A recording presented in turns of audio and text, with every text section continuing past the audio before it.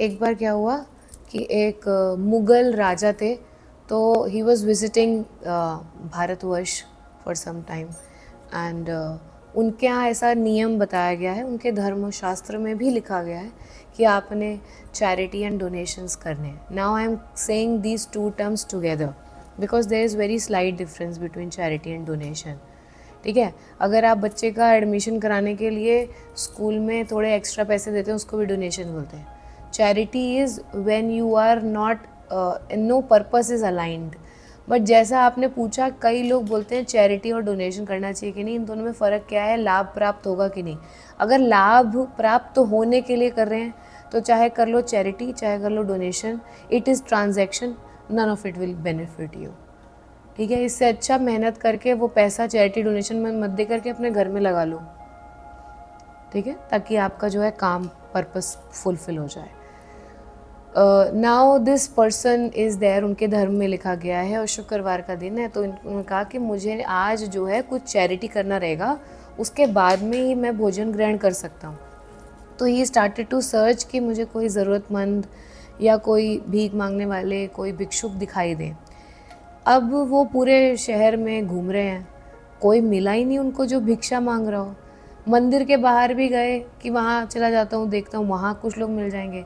तो मंदिर के बाहर भी उनको क्या दिखाई दे रहा है कि वहाँ पर भी छोटी छोटी बच्चियाँ वो तिलक लगा दे रही हैं, कुछ मांग ही नहीं रही कि नहीं नहीं आप जाइए. पुष्प पकड़ा दे रहा है, कोई प्रसाद दे दे रहा है. तो कहने लगे मैं तो चैरिटी कैसे करूँ फिर.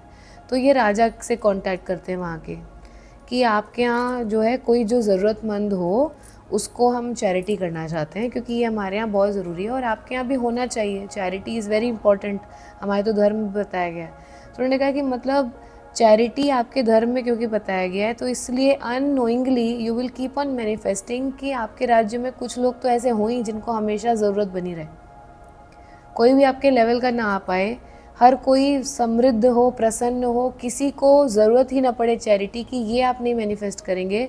रैदर आपने तो नियम ये बना लिया कि हमेशा इंश्योर करना है कि कोई ना कोई व्यक्ति ज़रूरतमंद बना रहे, ताकि हम चैरिटी कर सकें और तभी हम भोजन ग्रहण करेंगे.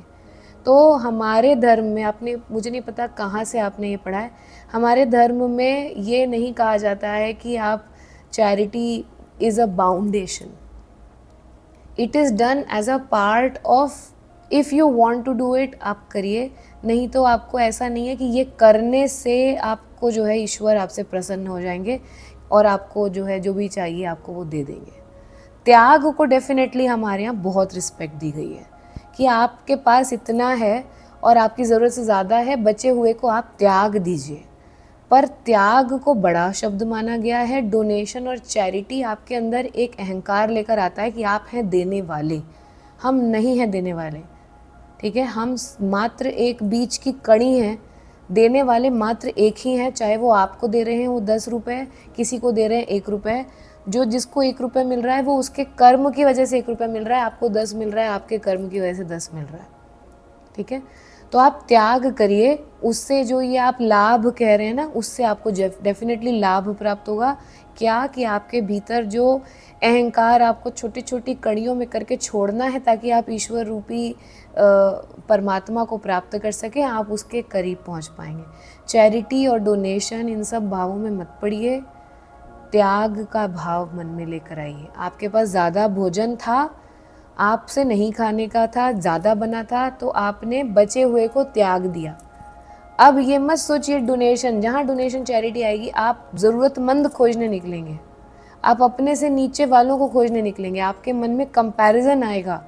इन बातों से भ्रमित मत होइए. हमारे धर्म के हिसाब से त्याग को ऊंची श्रेणी दी गई है. तो अगर आप लाभ की दृष्टि से करें तो चैरिटी करिए चाहे डोनेशन करिए, एक ही बराबर है.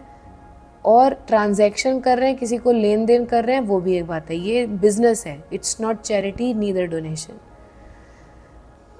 भाव इस प्रधान, आप समझिए, जैसे ही आपने किसी को कुछ दिया, अगली बार वो व्यक्ति अगर आपसे अच्छा व्यवहार नहीं कर रहा है ना, आ जाता है मन में, ये सच्चाई है, मेरे भी आ जाता है.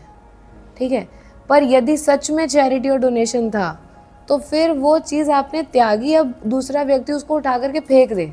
आपने खाना दिया, उसने उठा करके फेंक दिया, अब आप उसके पीछे पीछे दूरबीन लगा के नहीं घूमेंगे कि तुमने खाया नहीं, एक तो मैंने इतनी मेहनत से बना के लाया, मेरी चैरिटी पूरी नहीं होएगी, तुम प्लीज़ इसे खा लो। ठीक है, तो इतने बंधन में नहीं डालना चाहिए अपने आप को।